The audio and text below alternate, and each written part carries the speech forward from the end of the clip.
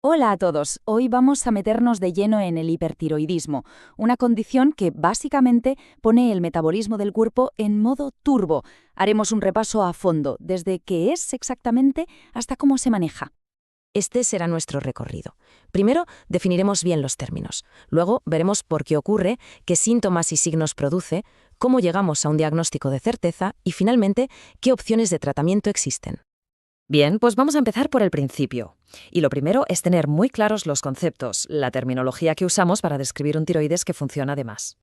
El concepto más amplio, el término paraguas que lo engloba todo, es la tirotoxicosis. ¿Y qué es? Pues muy simple, es el conjunto de efectos que aparecen cuando hay un exceso de hormonas tiroideas en el organismo, sin importar de dónde vengan. Y aquí viene una distinción que es fundamental, de verdad. La tirotoxicosis es tener demasiada hormona tiroidea por cualquier motivo, por ejemplo, por tomar una medicación.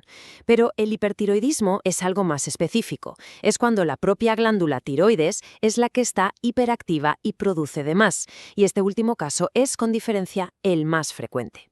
Vale, entonces, si el problema es que la glándula está hiperactiva, ¿por qué pasa esto? ¿Qué es lo que la pone a trabajar a toda máquina? Vamos a ver cuáles son las causas principales. Fijaos en esto porque es muy revelador. La inmensa mayoría de los casos, entre un 60 y un 70%, se deben a una única causa, la enfermedad de Graves. Ya más distanciales siguen el bocio multinodular tóxico y el adenoma tóxico. Si nos centramos en esa causa principal, la enfermedad de Graves, vemos que es una patología autoinmune con factores de riesgo muy claros. Afecta muchísimo más a mujeres que a hombres, la proporción es de 10 a 1, y suele dar la cara entre los 40 y los 60 años. Hay una base genética, por supuesto, pero también hay ciertos detonantes ambientales que pueden activar la enfermedad en personas susceptibles. Hablamos de cosas como el estrés, un embarazo reciente o un aumento brusco en la ingesta de yodo. Muy bien, ¿y qué le pasa al cuerpo cuando tiene este exceso de hormonas circulando? Pues es como si pisáramos el acelerador a fondo. El metabolismo se dispara, y eso provoca toda una cascada de signos y síntomas por todo el organismo. Como podemos ver, los efectos son sistémicos, afectan a todo, desde el estado psicológico, con ese nerviosismo tan típico, hasta el sistema cardiovascular. De hecho, el nerviosismo, una pérdida de peso que nadie sabe explicar, y las palpitaciones están entre los síntomas más comunes. Pero ojo, no todo es siempre tan de libro. Hay que tener mucho cuidado, sobre todo en personas mayores, porque la presentación puede ser totalmente atípica. En lugar de esa hiperactividad que uno esperaría, lo que se ve es fatiga, pérdida de peso y una especie de apatía general. Es lo que llamamos hipertiroidismo hepático, y claro, es muy fácil que se confunda con una depresión. Claro, con un abanico de síntomas tan variado, es fundamental seguir un proceso diagnóstico muy lógico y ordenado. No solo para confirmar que hay un problema, sino, y esto es clave, para saber exactamente cuál es la causa.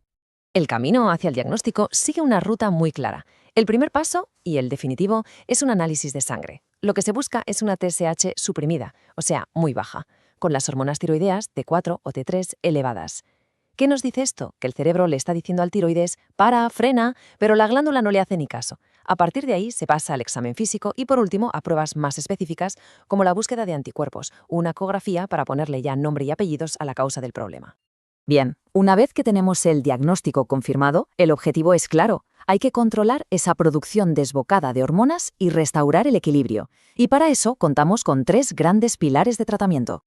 Cada una de estas opciones tiene sus ventajas y sus inconvenientes. Por un lado están los fármacos, que frenan la producción hormonal y permiten una posible remisión de la enfermedad. Por otro, tenemos soluciones definitivas, como el radioyodo o la cirugía. El tema con estas dos es que casi siempre acaban provocando un hipotiroidismo permanente, es decir, pasamos del exceso a la falta de hormonas, que luego hay que tratar de por vida. La elección depende muchísimo de cada caso.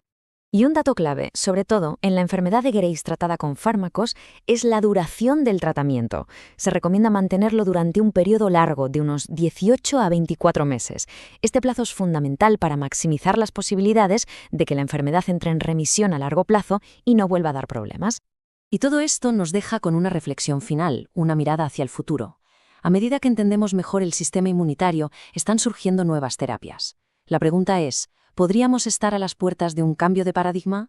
¿Dejar de tratar solo la consecuencia, la hiperactividad del tiroides, para empezar a tratar la causa raíz, la propia respuesta autoinmune? Es sin duda una idea que podría cambiarlo todo.